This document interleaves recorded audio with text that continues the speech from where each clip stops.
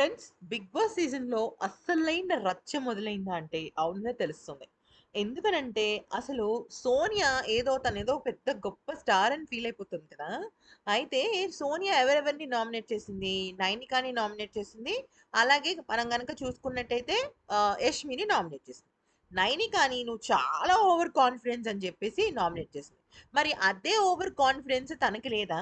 తను గేమ్ ఆడకుండా నేను చాలా బాగా ఆడాను. అసలు నాకు స్కోపే లేదు అని చెప్పేసి నాగార్జున సార్ దగ్గర చెప్పింది. కానీ విషయం ఏంటి అంటే అసలు కాన్ఫిడెన్స్ లేకుండా ప్రవర్తించింది సోనియా. అయితే యష్మి ఈరోజు సోనియాకు దిమ్మ తిరిగే షాక్ ఇచ్చింది. ఏమందంటే "నువ్వు పృథ్వీ మీద, అభయ్ మీద, నిఖిల్ మీద పెట్టే ధ్యాస నీ క్లాన్ మీద నువ్వు పెట్టుకొని ఉండుంటే బాగుండేది" అని చెప్పింది.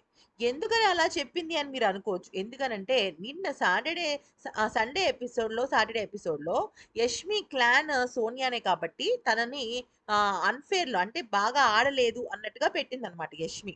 ఎందుకు అలాగా పెట్టావని లైవ్‌లో సోనియా అడిగింది యష్మిని. అడిగితే "నువ్వు సరిగ్గా ఆడలేదని అనిపించింది" అని అంది. అక్కడితో కామ్‌గా ఊరుకోవచ్చు కదా! యష్మి సోనియాని నామినేట్ చేయనప్పుడు తను కూడా నామినేట్ చేయకుండా ఉండుంటే సరిపోయి ఉండేది. అలా కాకుండా నామినేట్ చేసి అంతకంత తీర్చుకుంది. ఎందుకనంటే నిజంగానే తను అలాగే కాన్సంట్రేట్ చేస్తుంది. గేమ్ మీద ఫోకస్ పెట్టకుండా.